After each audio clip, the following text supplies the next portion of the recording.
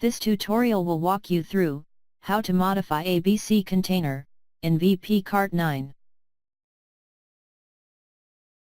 Firstly, go to VPCart Administration, and go to Website, Design Manager, from top menu. Click Custom tab, and select Footer from the section drop-downs. You can set background color and font color for the ABC container at the footer section from here.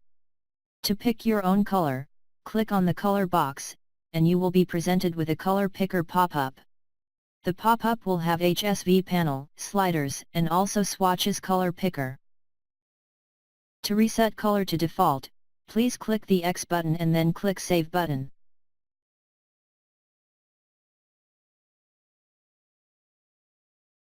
Select your favorite background color and font color, and click Save button.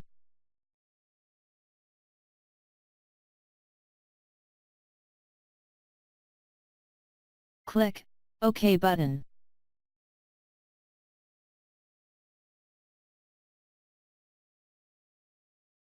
Now go to your front store, and refresh the page, to view the new ABC container style.